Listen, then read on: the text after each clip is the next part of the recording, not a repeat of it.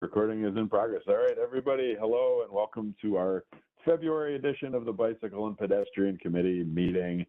And it's a bit of a bittersweet day, not just because it's snowing. Well, actually, I like snow, but I did hear from Anne over the month, and unfortunately, she's going to be leaving the committee. And I think I put that into the notes of the meeting notes. Anne, are you there? Do you want to say a few words or?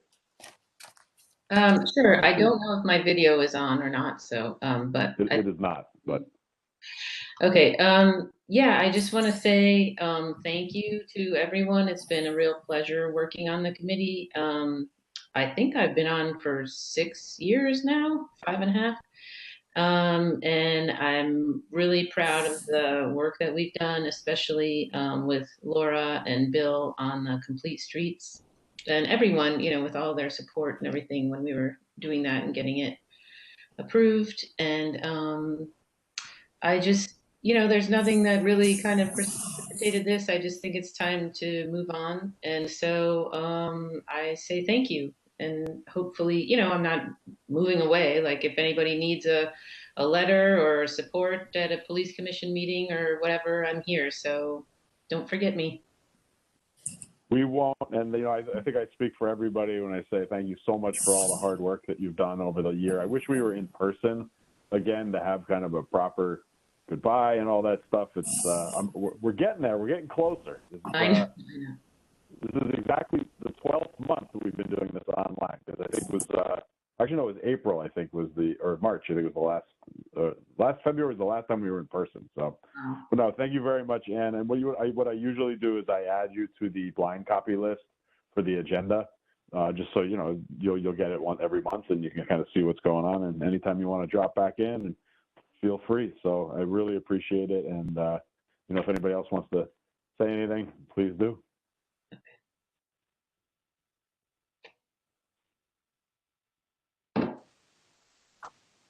Hey, Ann, it's Nate. I want to thank you for all your effort and everything and your support for the various things that we've done over the last couple of years, and you'll definitely be missed. Thank you. Same here, Ann. It's Linda. Thanks for all the hard work, and you will definitely be missed. So make sure you stay in touch. I will. Thanks a lot. I'm sure everybody can reach out to Ann.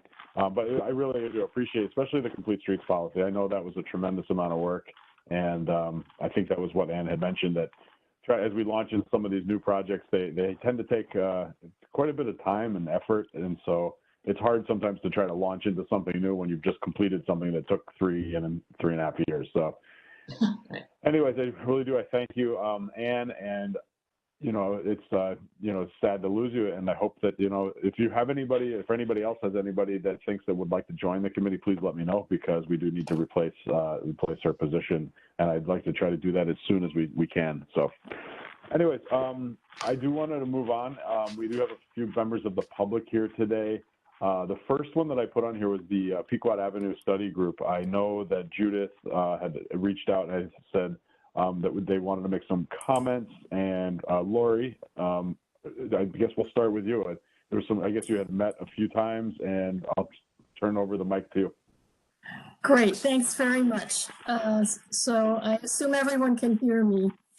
I wanted to start out, Judy sends her thank you to the committee because you've given her a lot of leads and pathways to follow to get through to the town of Fairfield and the police department. So they have been meeting with Bill Hurley, town engineer, about the possible solutions for the congestion on Pequot Avenue. And the focus, as we mention it to our neighbors, they're saying, oh, we have problems in the downtown area, can you get more parking for us? When we say, we're really focused on pedestrian and bicycle safety along Pequot Avenue from Old South Road to Southport Beach. So that's really the area of focus of our study group. And as I said, we met with Bill Hurley and with Captain Keith Broderick to get some input on, we're recommending looking at permanent solar speed signs to slow people down. and painting fog lines on the side, on the edges of the roads with reflective paint. And that requires really going back to all the deeds of the property owners along that stretch of Pequot Avenue. I live here. I live along Pequot Avenue. I see the traffic with the walkers and the bicyclists and the runners and strollers, and I see the cars going by. I see people jumping off the road to get onto the side where we don't have sidewalks here, and that's been a problem. So it requires going through the deeds, and Bill Hurley volunteered to go through all the property records to see what the easement setbacks are from the road, to see if we have room for the fog lines. It might require some repaving so that they can get the paint down. And additional signage to warn people that they're entering a highly congested area. And sidewalks, everyone, we wish we could continue the sidewalks. We're going to try for that, but Bill and the police department told us that we really have to have 100% buy-in from the property owners. And I know when maybe 20 years ago, we tried to get sidewalks continued from Old South Road to the beach. And maybe, I think there were 2 property owners that said, no way.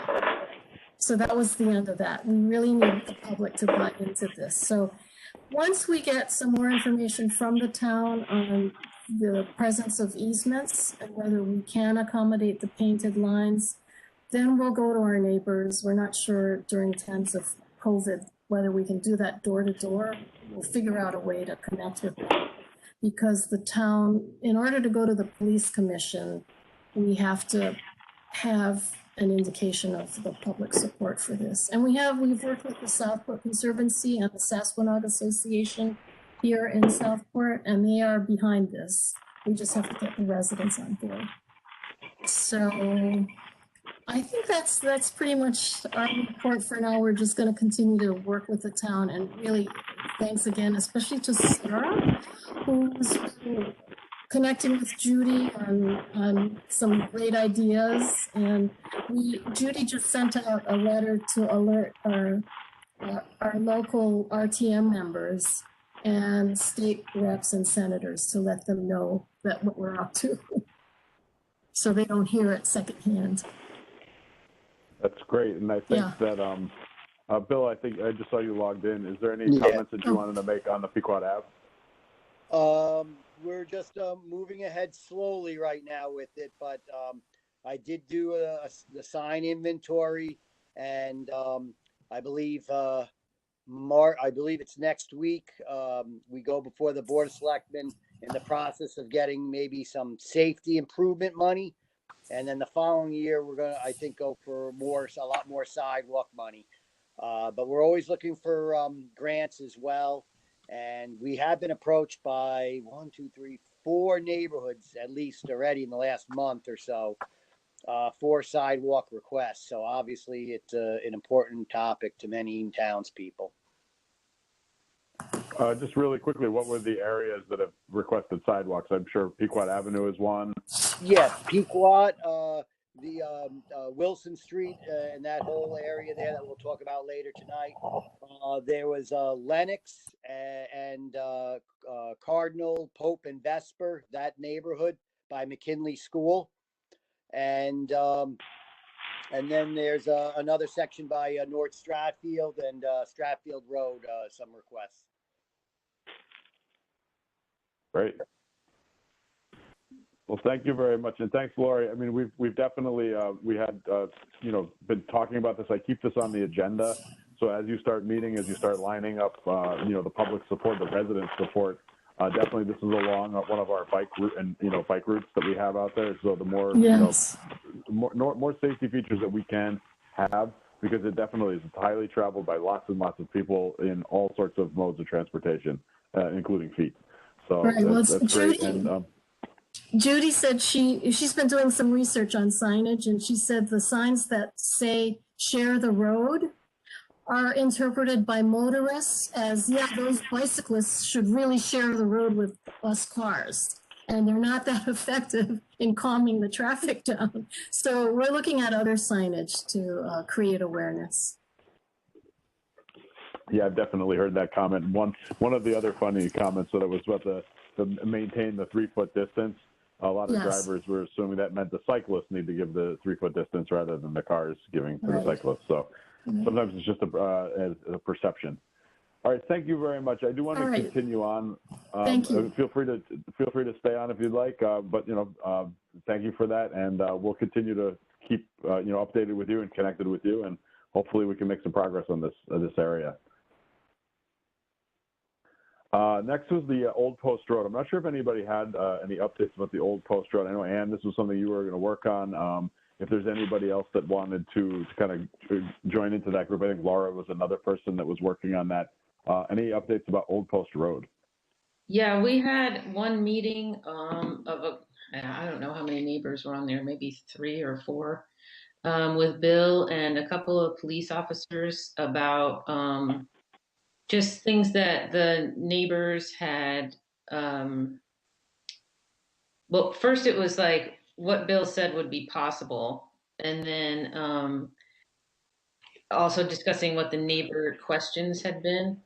And I think we left it off as just examining the existing conditions, because some of the neighbors noticed that the placement of the street light is not even. So say like the corner here at the YMCA, like the short leg of Old Post and the other leg, that has 2, I can't remember off the top of my head, 2 or possibly 3 street lamps there on the crosswalks. But then if you go down to Beach Road, Beach and Old Post, that has only one street lamp there that's illuminating that crosswalk. So I guess we kind of left it at there should be an inventory taken of the lights, and if which ones are there and which ones are functioning. Are they all functioning? There is some support amongst neighbors for fog lines. And it was kind of left at that. If anyone wants to pick up this project, I can fill them in more. But it's kind of in the very, very beginning stages.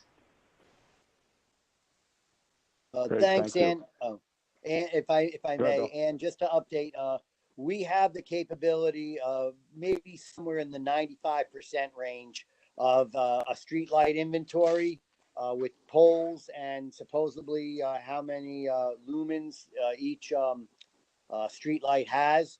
So I'm going to write that down to take a closer look at that. And then, one of the days where I work at night, where, I might be able to drive it and just see if there's anything out of whack. Sometimes the light is not as bright as what it should be, or if it's angled at a different angle or something happened, we'll look for that as well. And Ann and a couple of her neighbors there did a good job, at least asking questions and concerns, and at least gave us something to work with. So we'll definitely be able to move forward on some of these. And then the biggest thing I want to mention is no sooner than we were talking about the RRFB, which is the Rapid Rectangular Flashing Beacon, the pedestrian warning sign that lights up, that the state issued all the towns and municipalities, if they were interested in perhaps getting a few of these, as long as they agree to, maintain them. And so we are compiling a list. The engineering department and the police department are compiling a list of what ones we think might be eligible. It is pretty tough criteria, though, but they do give you a little bit of leeway. Maybe they're going to do all the ones that meet the criteria first, and the ones that are close, they may look at as well. And to give you an example of, for Old Post Road, even, you have to have like 2 lanes, 10,000 cars and 40 miles per hour speeds. And so if we're only at 35 or 37, technically we don't meet it, but obviously the town's going to push hard where we're going to say, you know, there's a lot of activity there between the nursery school, 2 churches, you know, the historic museum, the town hall, and you know, things like that. Hopefully that would at least make us qualify. And then, of course, then it will come down to support by the police commission and, of course, by the neighborhood. And we were looking at 2 in that location. There was another one that for anticipation of future where the Metro Center is, and if they ever do that pedestrian bridge, I think that would be a good location. And then there were like, you know, 20 others that were possibilities, but I just don't know if they have the volumes for them or not. And then there's 2 that we don't have, because it was, you had to be mid-block crosswalk, and you had to have an existing crosswalk, and it had to be mid-block with no traffic control. So if it had stop signs, or if it was at the intersection of, say, Beach and Old Post Road, you couldn't put one up because it's not legal to put one up like that. And so we have a list, and we're going through, you know, which ones. But the 2 that I'm going to try to ask the state maybe for some study or clarification on, because we've had a couple of requests, is by New England Avenue and Kings Highway East and Rhode Island Avenue. In that area there, you know, a lot of people come from the train station and they, you know, diagonally cross. They don't want to walk, you know, a block or 2 backwards where the traffic light is. So we'll see if any of those would qualify. And then perhaps one by Sherman School, which brings up a good question of the RRFB. If people are crossing where there is no crosswalk, is it better to warn drivers, or are we giving the pedestrians a false sense of security? So we have to go a little bit more study, you know, into that. But we're gonna try. We're gonna put at least, I think, 5 of them on there, and we'll see what happens. So I just wanted to update everybody. And Old Post Road would be probably our 2 top priorities. Great, thanks, Bill. All right, we're going to move on to the Churchill, Wilson, Fairfield Woods Road intersection. I think Sarah and maybe Bill Pollock might be here. I see a Bill P listed, but I don't hear him. I'm here if you can hear me. Ah, Yes. I can hear you. Great. Okay. Okay. Bill, welcome back. Thanks. Thanks for the invitation. I'll turn it over to you. Okay. Thank you. So just yesterday, I sent a preliminary plan to Bill Hurley and Keith. I don't know who may have seen it, but certainly it was, you know, just a day ago. So I don't know that anyone has had a chance to really study it or react to it. But what I've been able to do is, and Sarah and I walked down to this intersection and took a look. But a little background: this intersection is adjacent to the Four Corners, which is in the process of being redesigned, which is at Strathfield Road and Fairfield Woods Road. And there's a short stretch of Fairfield Woods heading east to this intersection, which is at Churchill, Wilson, and Fairfield Woods, where Fairfield Woods kind of turns into Wilson. And it's a bit of a large sort of meandering intersection because not all the roads come in, you know, at a 4 intersection 90-degree collection. So it's a little unusual, and it's tricky for cars to know when their turn is up, when they're at a stop sign, and there's not crossings in each direction at the moment. One of the crossings that is there currently across Churchill is quite long. Churchill is almost 70 feet wide in that area. It's got lanes for parking. It's got, you know, 2 lanes for traffic, but it makes it a challenge for pedestrian street. So, and there's in other areas there are not sidewalks and there are not crossings necessarily. So, so we looked at that and did a concept plan that shows bump outs in that particularly long crossing area that can get it down from 70 feet to 30 feet for the pedestrian crossing. And then I've added crossings in other directions across Wilson and across Churchill with a new sidewalk too that will connect that up so that there now be 4 ways to cross like a typical intersection, so to speak. It also connects up a nearby roadway called Flushing Ave. It has a number of neighbors on it. I've spoken to a couple over there. They're certainly interested because this will allow them to connect into the sidewalk network a little easier. Oh, thanks, Keith. So on the plan there, Churchill runs north-south, which is straight up and down on the plan. Wilson is to the right, to the west, or to the east, excuse me, and Fairfield Woods Road is to the left, to the west. You can see towards the bottom of the screen is the area that I'm suggesting we could fit a bump out to lessen the crossing. There's heavy dashed lines that are existing roadway, and then there's a heavy dark line that's a new curb line. I hope the colors of the roadway and walkway and grass area make it clear which is which. But that's to shorten that crossing.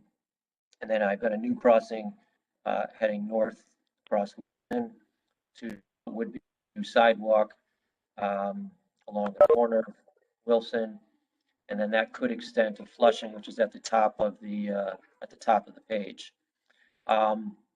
That's the gist of it, is to try to get crossings in 4 directions, shorten them, make them a little safer, add sidewalks where there aren't to help collect the neighborhood to that intersection, which then of course leads to the 4 corners. And then in the future, and I know we've talked about this in the past as well, is we can connect it to a sidewalk along the north side of Wilson Street, which is shown on the plan, and then even possibly north along Churchill could be done in the future as well. But I think the key is to try to get this intersection to be a little more pedestrian friendly and a little easier for not only pedestrians, but bikers and motorists to navigate as well. And this is based on GIS information. It's not exact survey by any stretch, so I'm sure that when the time comes, if there is better survey data, things would get tweaked or changed, or I'm sure there are other solutions that could be considered as well. But Thank you, Bill. Any that's all I comments? have. Maybe Bill Hurley. I'm not sure if there's any comments you'd like to make. Yeah, I just looked at it quickly. Overall, I think you did a good job, Bill. It really highlighted that and we knew this anyway. We've been talking where Churchill Road at the intersection, 70 feet wide, is way too excessive, and I'm sure we can throttle it down. Whether we throttle it down as much as you show or not, it all will depend on turning radius, things like that. And then the idea of maybe having a rain garden or some green area there with the bulb outs was good. I think, and knock on wood, but we haven't had any complaints at all with Wilson Street. And now we've had a couple snowstorms even. So some of the naysayers, I haven't heard from them. So hopefully that's good news. This is something that, it's going to, cost some money, and we're going to look to see if we have some grants, or if there's some way I can get some funding, or possibly do it in phases. The only thing I'm not so sure about is what I'll call the no man's land, or the area inside the intersection, so to speak, where you have no yellow line. Sometimes not having a yellow line might make people go slower, but I also fear, just like in the example where your car is kind of in the middle of the intersection and with no yellow line, my fear is that they may dart across, and the car, say, coming out of Churchill, can come straight across. And but we could simply just put a yellow line, and your design is still good, if you know what I mean. So yeah, I went back and forth on that myself. I did draw in a yellow line, and then I kind of went back and forth myself and wasn't sure if it is ideal, if it's better to have it or not, frankly. But I kept the fog lines in. I thought the fog lines in that sort of no man's land would help. But you're right, the yellow line, is a question mark. And we might be able to shorten it up, might not have to go all the way from one end to the other, just something to highlight, and keep traffic on one side of the road, so they don't, take the diagonal cut, and So, but overall, yeah, it looked pretty good. The one last comment I might have had, and again, it all depends on demand and neighborhood support. The sidewalk north of Wilson there, or north on Wilson, that one can go probably a good half mile or so, but then I remember there's a big hill in the way, so we'd have to get the pedestrians to cross somehow Wilson Street. If the south leg I like better, because then we can continue that, and then ideally, someday make it up all the way to Buena Vista, if you know what I mean. I know there's one other section on that side that's a little tight too. So, these are a little bit tough, but certainly if done in phases, or if we get a grant, anything's possible here. And this is pretty good. I don't think we'd be able to do the roundabout. Like you said, the intersection is too skewed, but you did a great job, Bill. Thanks. Thanks, Bill. I did look at a roundabout too, and it just didn't seem to fit for one, or really work with the way that the roads come in. But yes, thank you. And I understand totally about the Wilson Street north side there. It would be, I think, more long term. I would hope if we could focus on the intersection, and then think about future sidewalks at another time. At least that's in my opinion only. But I know the community I've shared this with some people in the community, some members of the SBA. We've had definitely positive feedback. They are aware for sure that this intersection is tricky. So anyway, so far we've had positive feedback. And again, if you have a support on the north side, for even if it goes, say, 5 or 10 houses, those people then can walk into the Stratfield Center in the Four Corners. So, Yeah. and as I said, if we get sometimes you get a grant, and whether you go for 300,000 or 500,000, it really doesn't matter if it's a large enough grant, So 500. that's why it's always good. And in this way, if something pops up, we'll have at least a preliminary or concept plan. So thank you. Excellent. Thank you very much. I have Anybody want to comment? questions.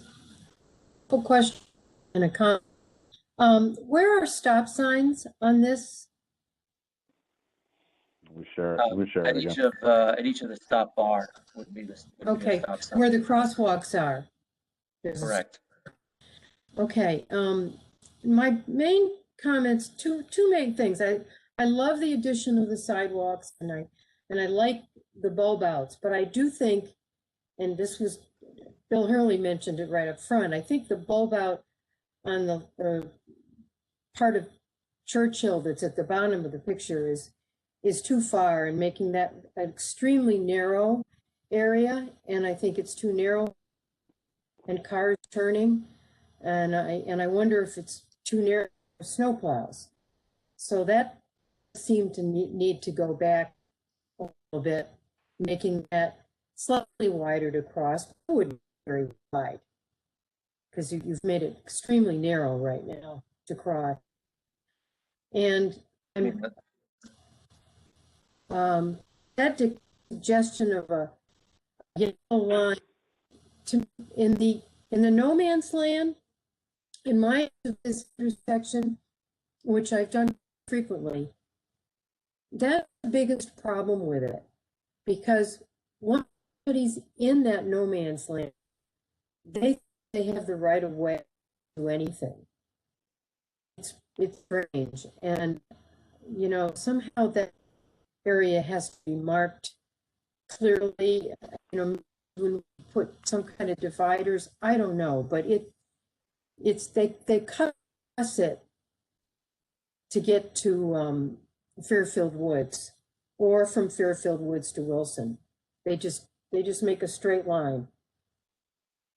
I mean, when I first heard of this, I thought, why don't we just make Wilson go straight, not angled, but straight into the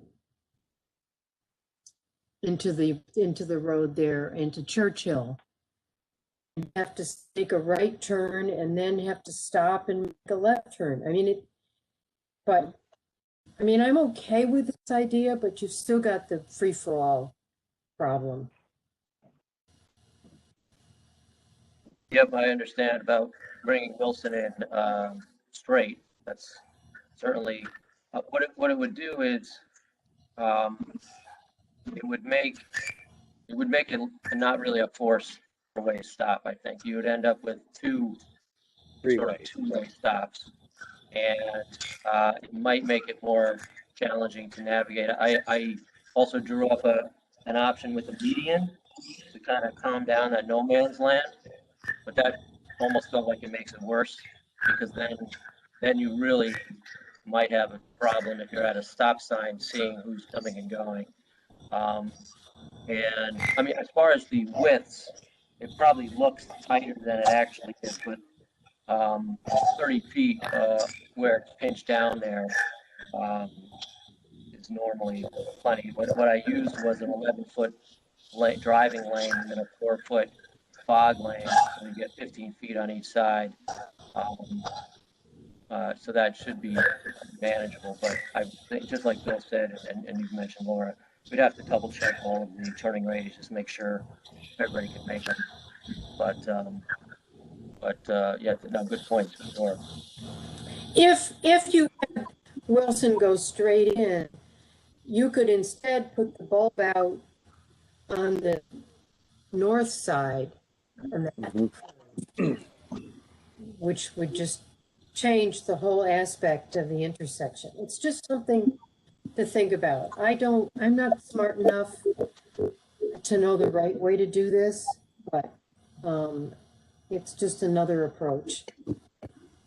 Yeah, no, it's a definitely. I think it's a good thing to look at. Yep, it was throwing me off to try to make it still a four-way stop, but it doesn't mean it's not the right answer. I think it eliminates the no man's land because you're coming to a full stop, making a direct right-hand turn, and you're not cutting across the intersection. If you come straight in. Yep. But that's just my thoughts. It might necessitate another crossing from Fairfield Wood, that corner on Fairfield and Churchill, the south corner.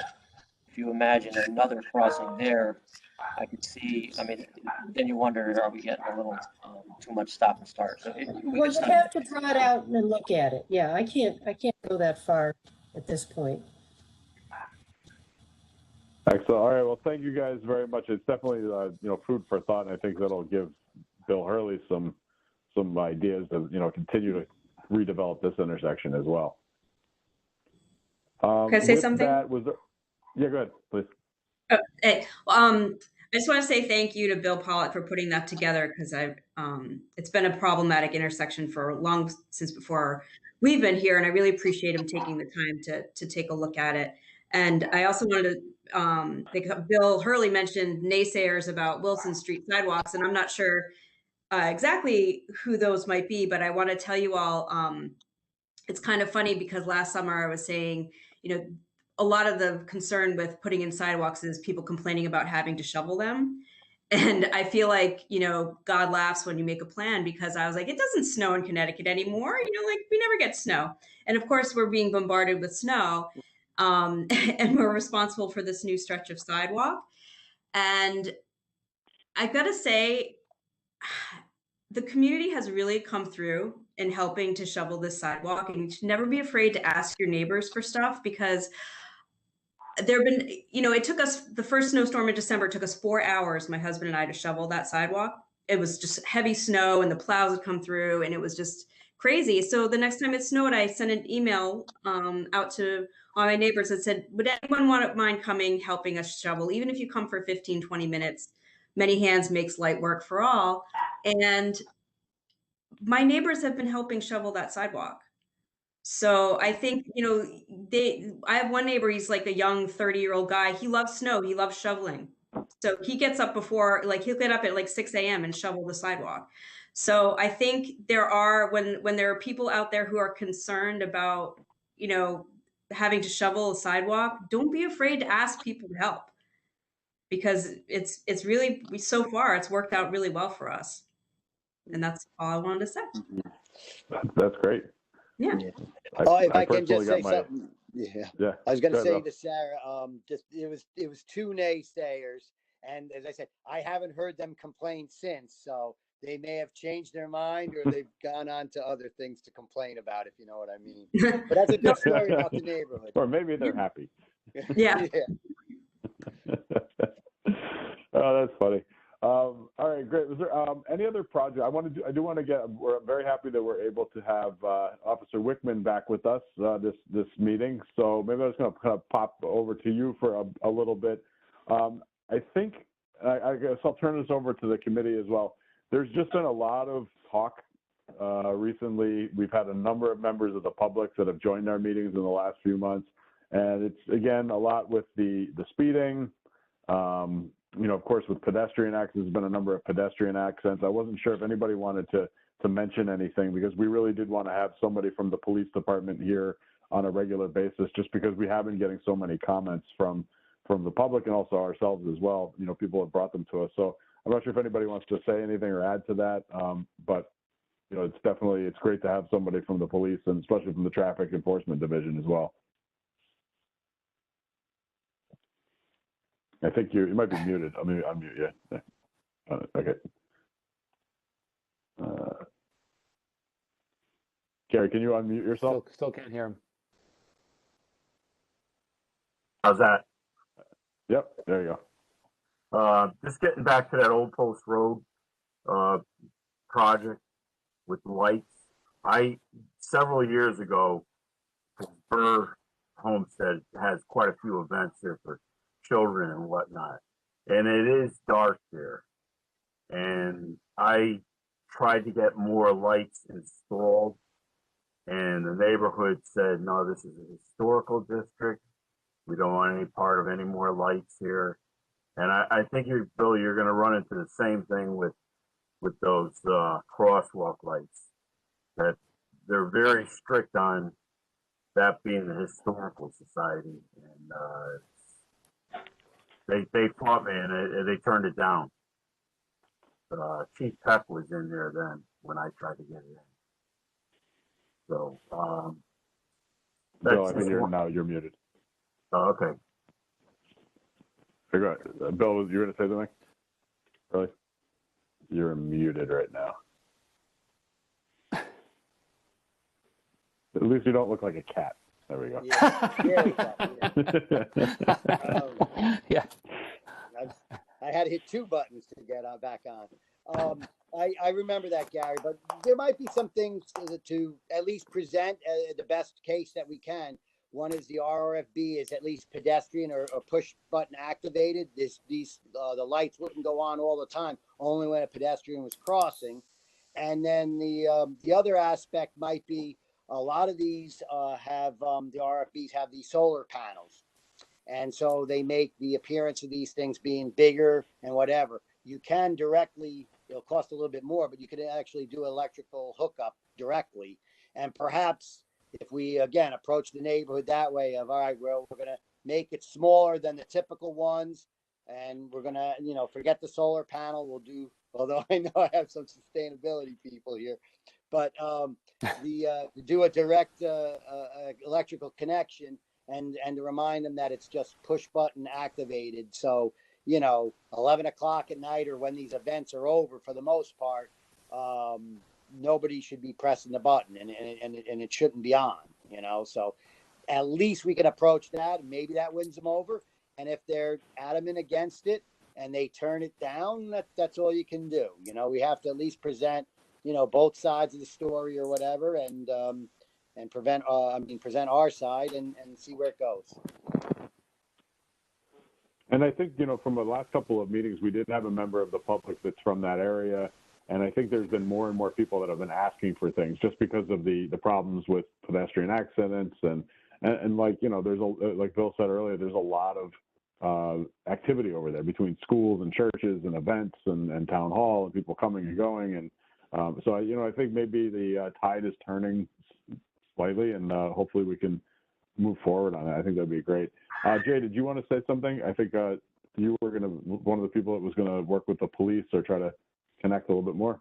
I haven't gotten to it, Sarah. but I'm glad to see Gary back. Thanks for coming. But to your point, it might be the time. I don't know how long ago that was, but think lots has changed in terms of attitude and the availability, I think, of those devices, because I see them everywhere, but not around here. Yeah, Sarah. Yeah, I just wanted to add to that.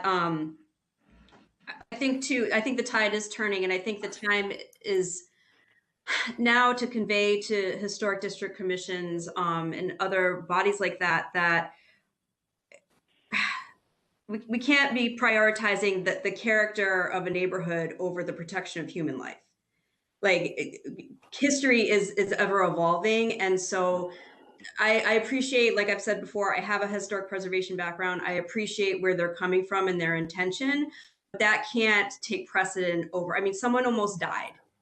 That woman in November got hit. She was in the hospital. That, to me, is more pressing than, keeping up the appearance of a historic district, which is ever evolving. You're never going to truly preserve it the way that it was at a particular time. So I think, well, I appreciate where they're coming from. I know I'm always the Debbie Downer with this stuff, but I just feel like, protecting human lives takes precedent over making sure everything has a certain aesthetic.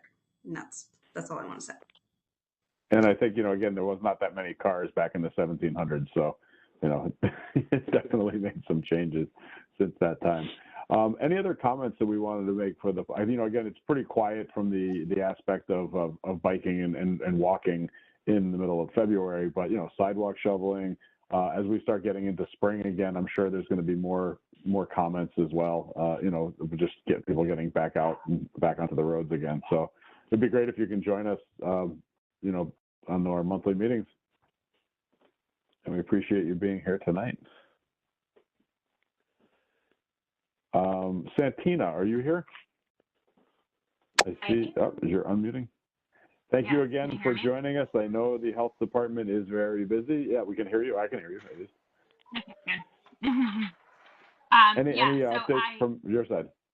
Yeah, so I apologize. Obviously, COVID has taken over everything that we're doing at the health department right now, especially with our vaccination clinics. But I do need to catch up with Bill Hurley. So, Bill, I will send you an email because I do have, our block grant funds. So I just wanted to bounce some ideas off of you, and then this way I can bring something to the committee for their opinions and thoughts on how to spend that money. It's probably around $9,000 or $10,000 again. So this is year 2 of that grant money.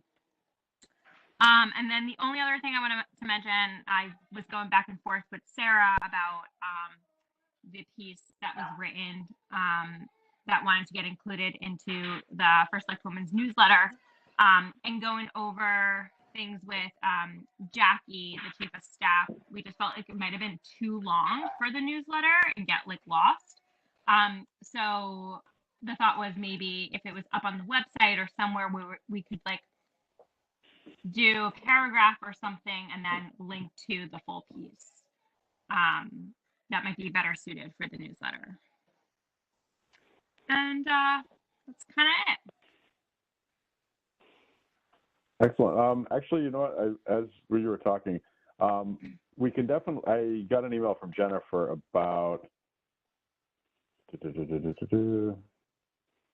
Oh, okay. Yeah, there's a person that's in the First Select Women's office that can help us get that up onto the website. So yeah, maybe if we have an executive summary, Sarah, just of a quick thing and say this is what we did on Wilson Street. Click here for the full article.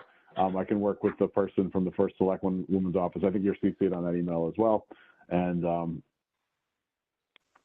we can follow up with that. Okay.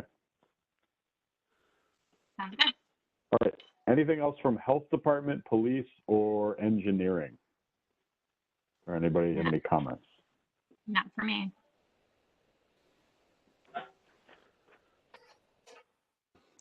Okay, is there anything for me? I have to admit it is my daughter's birthday, so I'm gonna probably cut out just to make sure I want to get everything covered, though.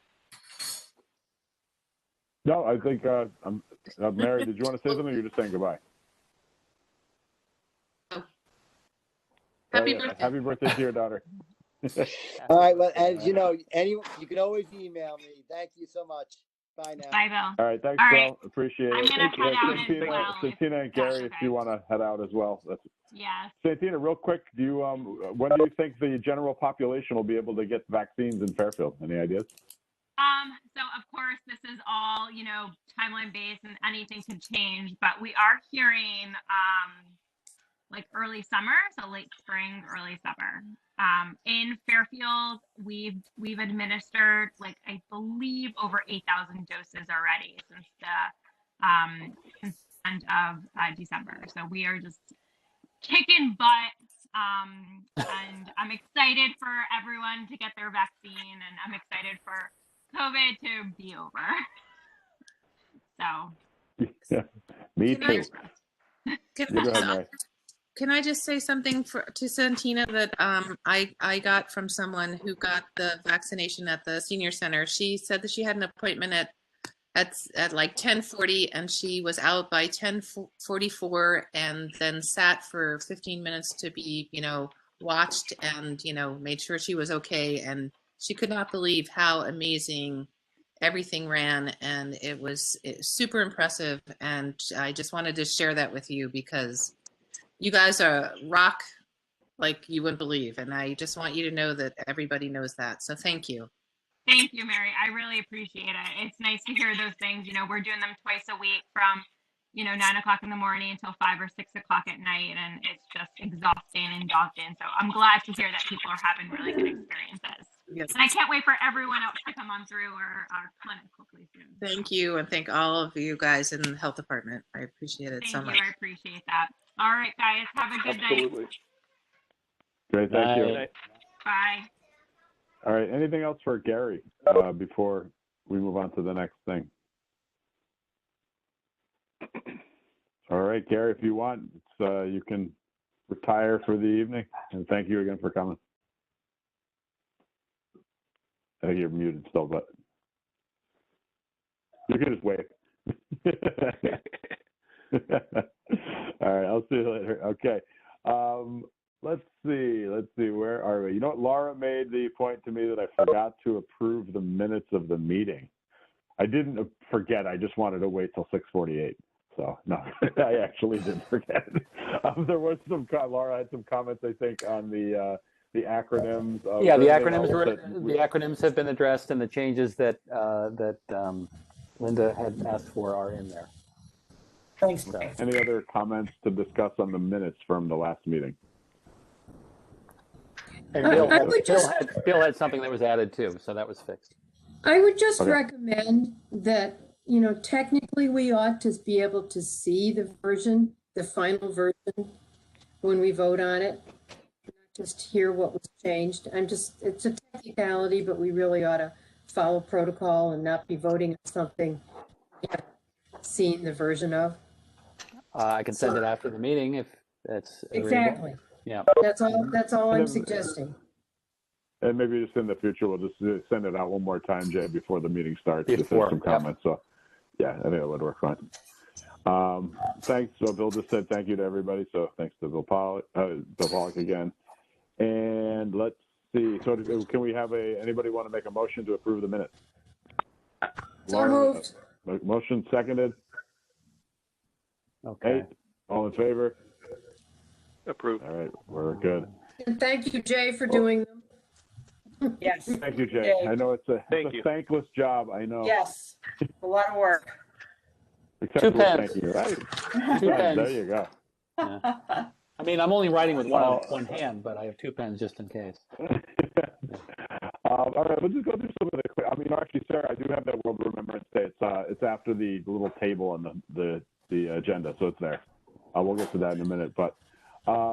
Just with the first Select Woman's Office, I have been in touch with Jennifer Carpenter quite a bit. We're going to try to make sure we get some updates to the website. She's always super, super helpful and responsive to us. And I think Sarah had reached out about the article, so we'll get that kind of squared away. That might be something we can actually hold off a bit and maybe get it out for like March or April, just because it'll start getting warm again. And I'm just thinking, we'll get it all put together, and then we'll just say, okay, let's put it in the newsletter in April as people start getting out on the streets a little bit more.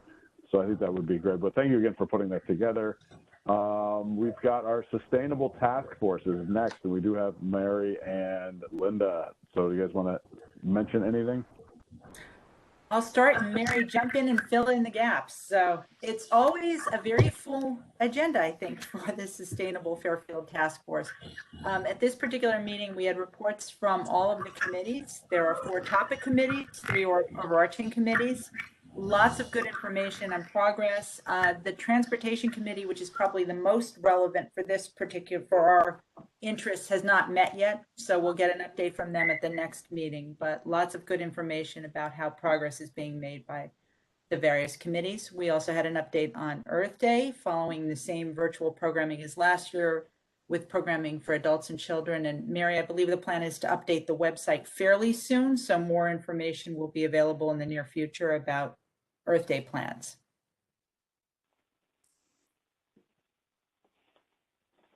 Oops, I think you're on mute, Mary. It will have a web page for each of the subcommittees, and within that page we'll have resources.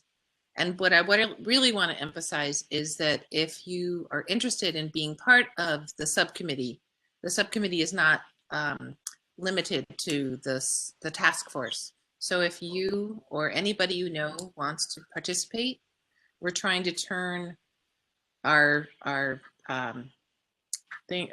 sustainability plan or the sustainable CT recertification program that's due August 24th. Write that down, because that's a deadline. We want to make sure that the town is invested and owns it. So we want everybody possible to sign up to be participating. And they, that's, the more people that participate, then the more people that are invested in it. So that's why we're encouraging people to say, I want to be on that subcommittee. So and it's, as I mentioned, go ahead. Wonderful thing. Yeah. So transportation is it's the most relevant, but there's also energy and built environment, food and waste, natural environment are the other topic committees, and then overarching equity, communication, and advocacy. Lots of great information that these various committees are working on. So excellent. And just a little update on the students at Sacred Heart. They've just authored their sustainability plan, and they're trying to push it forward to senior administration. So they're working hard on that, which is nice to see. It was beautiful, wonderful job. It's gorgeous. Can I was just going to say, which Mary, you didn't even mention the minutes, but I thought was great. There was I forget who on the task force showed a great little video that some of the students in Fairfield made about the importance of solar carports, which I thought was just great. They posted it on video, and it was really great to see the kids getting so involved in doing that. It was middle school kids. Yeah. They did a really, really great job with it. Yeah. So they were doing it in support of a project that's probably not going to happen, but enthusiasm is there. So yeah, I was just going to say another committee that might correlate is the natural environment, because of the forestry committee and the roadside trees, which is why Karen's on the forestry committee. So that's possibly another one, which Bill Pollock is actually on our committee. Just so you know. That's great. And that's actually, Linda, was there anything else from the Sustainable Fairfield Task Force? Mary, anything else you want to add? No, but I was going to do the forestry report since Karen's not here. But you can definitely do that. Karen apologized. She is in 5 foot of powder in Utah, enjoying a little suffering skiing. through it all. So. Yeah, she's missing my forestry committee meeting. Yeah, so we're happy to report that we have 200 trees pre-ordered for the roadside. So the town helps to make this happen. So basically the people who order and purchase the trees pay for this program, and the town helps to plant these trees. We have two kinds of trees. We have trees that you plant under the wire, so they're ornamental trees. They don't grow high enough to grow into the electrical wires. Just so you know, there are lower wires. Those are cable and phone wires, and then there are higher wires, and those are the electrical wires. Lower wires do have a low voltage, so you don't have to worry about those. The higher wires are the electricity wires. So, and then there are the ones that are other side of the road that don't have a utility pole. So we only allow you to buy shade trees, and they have a higher environmental value. So we only allow you to get those trees. So you can see all that on the website. So we have at least 200 trees being planted in spring, and they're already pre-ordered. Because of COVID, we actually may change the way we do things and now actually have things pre-ordered, prepaid for, so I think just like a lot of the world is changing the way they do things, we may change the way we do our tree planting program, which is kind of an interesting concept. We're also required to use the Parks and Rec's credit card system. We used to do everything by check. We now have to take things by credit card. So we're learning all sorts of new stuff, and it's kind of interesting. Excellent. And we have a new All right. pamphlet. Any questions? Oh, good. We have a new pamphlet if you're at all interested on how to take care and plant a tree in your own yard. And we're going to be doing our very popular Roots to Branches program on how to just plant a tree in general on Arbor Day. And we're getting ready for Earth Day, sort of a combination between the two, Sustainable Fairfield and forestry. Because Earth Day is April 22nd and Arbor Day is the last Friday in April. So they're usually around the same time. And tree planting is in a right of way, which is along the roadside. So right of way changes depending, it just depends. It changes by the inch basically. But once you get past the right of way, then when you're in your private property, then it's on your own. So we have this new pamphlet that we're doing that's we're turning it into a coloring book, and we're trying to get people excited about plant your tree and turning it into a video thing, sort of like the kids, the middle schoolers did. So if sort of like a community festival of tree planting. So that's what we're working on. So something to think about. And as you're doing all these reworks of the roadsides that I was looking at, I was between pollinator pathways and tree plantings. I'm looking at all these things, and I know line of sight is very important. So trees might not be appropriate, but you know, 2 foot high perennials or something like that, or shrubs might be okay. And I'm desperate to talk to you about how you could do some plantings in the in those different plans you've got for redoing the roadside things that you're talking about. So I'm very interested because I'm on the steering committee for the pollinator pathway, and the Fairfield Forestry Committee is the lead for the town on pollinator pathway. So keep us in mind for anytime you redo things on roadside. We certainly will. Thank you. All right, any questions, comments? All right, I think we're just gonna go through some of these other ones. Some we're not gonna have anything. Mike, I think, are you here? Did you call in? Yep, I'm here. How are you? Oh, Can you hear me?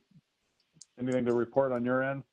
Nothing. I have contacts for all of our state reps. I can report Christina Fahey. When I joined this committee, she was like really interested in that fact, and so she's very supportive of what we're doing. I haven't really interacted with Tony or Laura about this, so but we have their contact. Anything we want to share with them that we think rises in importance should be brought to their attention. I'm more than happy to reach out and communicate that to them. Excellent. Thank you very much. Yep. We talked about the Pequot Study Group, Old Post Road. Jay, anything with the police commission or anything else you wanted to follow up with that? I have I have not yet had, frankly, a chance to get that together, and I do still need to. I was going to talk to who was our contact, just as a contact for moving it along, getting some background in terms of how to work with them. But I have not had a chance to do that yet. I'm sorry. No. Okay, that's fine. I just we just want to kind of keep things moving forward. We have the Board of Realtors. Any updates on that? Did they ever get back to you, Sarah? I have been having trouble getting connected with someone, so I reached out to Alyssa Israel, who got back to me right away and said I needed to speak to Fran or Mike. I called Fran. She told me I need to speak to Mike.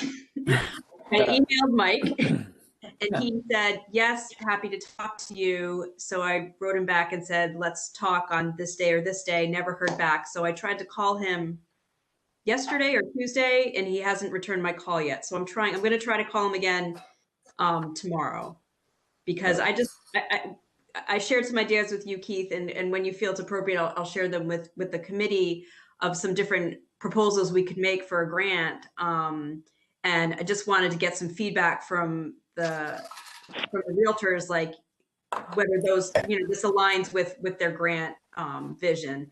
And I just can't get anybody to talk to me yet, but I'll keep trying. Well, I actually know Mike. I would just tell him that you're thinking about listing your house, and he'll probably call you back in 30 seconds.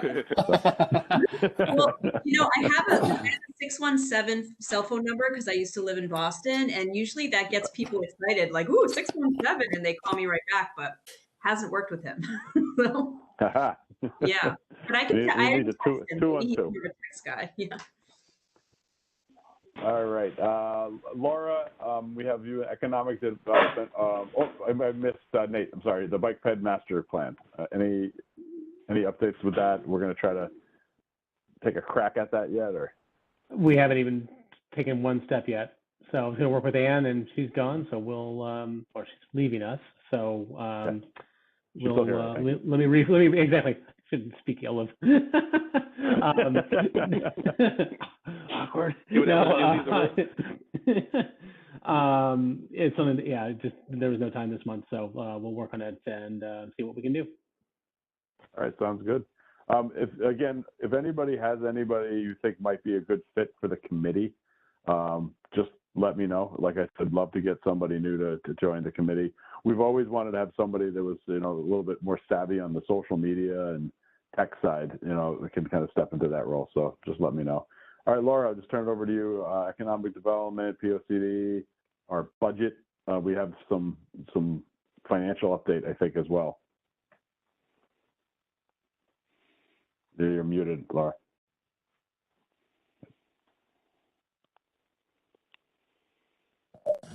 I didn't check with the financial person because I didn't give her enough lead time by the time I knew there was something. It usually takes a while before checks get posted, so I'll have something next month rather. I know we have a reimbursement for $25, so it's going to be a different balance. The economic development, I haven't reached out to Mark Barnhart in a while, and he's been busy with the zoning change on the accessory apartments, which doesn't really affect us. So I will, and be more interested in that as the weather gets better. But I have reached out on the POCD to Emmeline. She's certainly very welcoming to make changes for our concerns with complete streets, bikes, and pedestrians, but she put it all back on me to suggest them. So it's a 98-page document. Oh, wow. If it doesn't apply, and I'm uncomfortable deciding on my own. I really like to work with somebody to go through and think about, to bounce ideas off of what we could do, much like I did when we wrote the Complete Streets policy with Ann and Bill. We just talked through things and the wording in the right way to phrase things. I just feel uncomfortable doing this all by myself, besides the fact that it's a big task. So is there anybody else who'd like to work with me on it?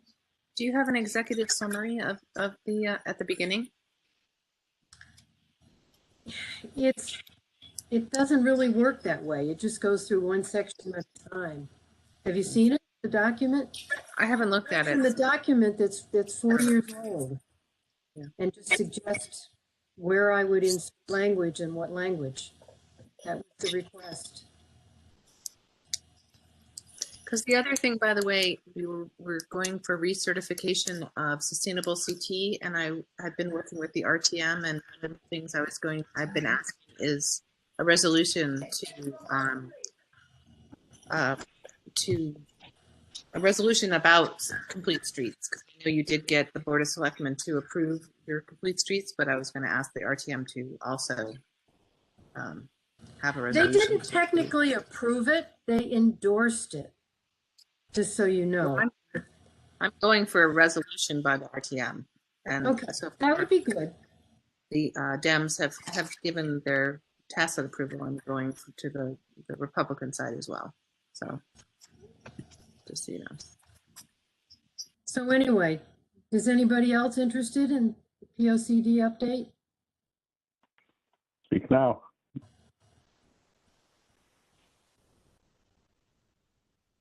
All right. Well, we'll see what happens. Maybe that becomes something we'll table for now.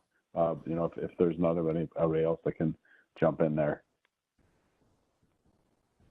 Yeah, Laura, I'm just so crazy with work right now. I'm struggling to get what I need to get done. So I don't have the bandwidth, unfortunately. I'm sorry. It's once in a decade. You got to do it now. It's tough. I'm having a lot of work has been very busy as well, so it's a good thing. But all right, I do want to move on and try to keep us moving. The last thing that I really had on here was the World Remembrance Day, and Sarah, I'll turn it over to you for this. Sure. Thanks, Keith. I'm gonna share the link with everybody in the chat. So I don't know how many are familiar with World Remembrance Day. I'd never heard of it, or World Day of Remembrance. Judy Proctor actually told me about it. And it's been around for about 25 years. It's a United Nations sanctioned event. And what it is, it's the third Sunday in November every year. That it's a day of remembrance of victims who've been killed or injured in car crashes, vehicular crashes. It recognizes them. It's a day for their families to, you know, honor them. It's also a day to recognize the efforts of police, fire, ambulance services, and their work in supporting these tragic events. It's a recognition of how there isn't enough repercussions when these things happen for, you know, there's not enough, what do they say? I'm not giving it justice. To draw attention to the generally trivial legal response to culpable road deaths and injuries, and to advocate for better support for road victims and victims' families. So this is something it's done internationally in countries all over the world. Judy's church did one last year. She found out about it kind of last minute, and so she and her church down in Southport did it.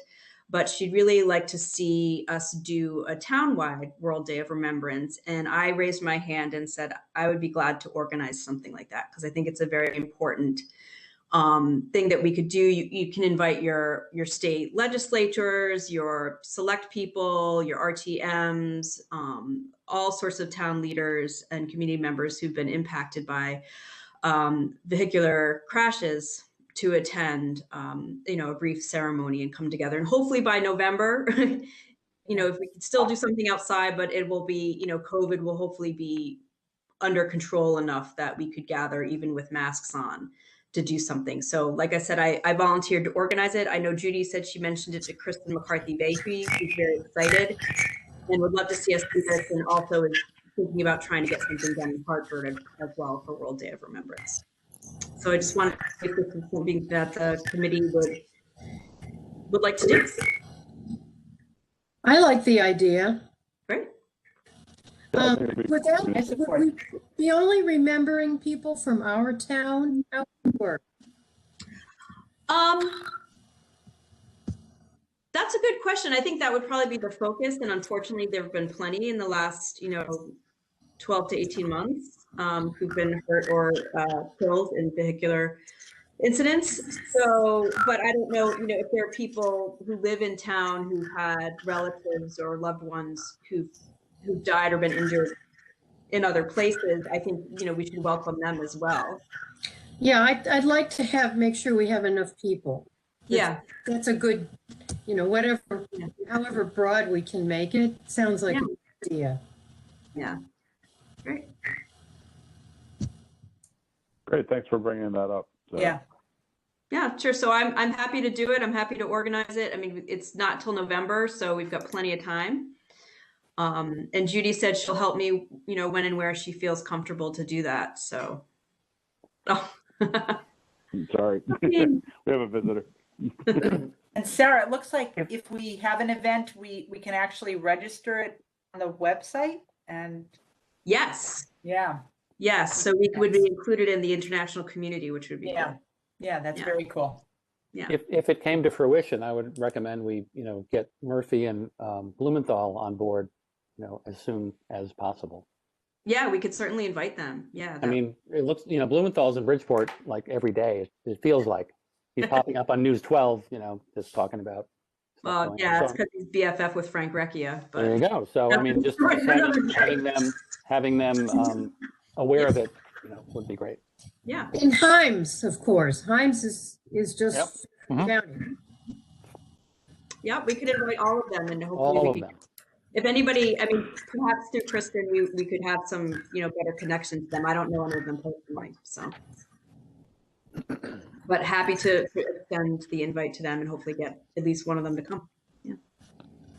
Yeah. Great. All right, I'll get planning then. Great, thank you. Yeah. All right. Anything else from anybody? Well, hopefully we'll be getting done with our Zoom meetings at some point in the near future, which would be nice. I agree. Well, all right. Well, I'm gonna turn off the recording. Actually, we should close the meeting officially. So, moving to adjourn.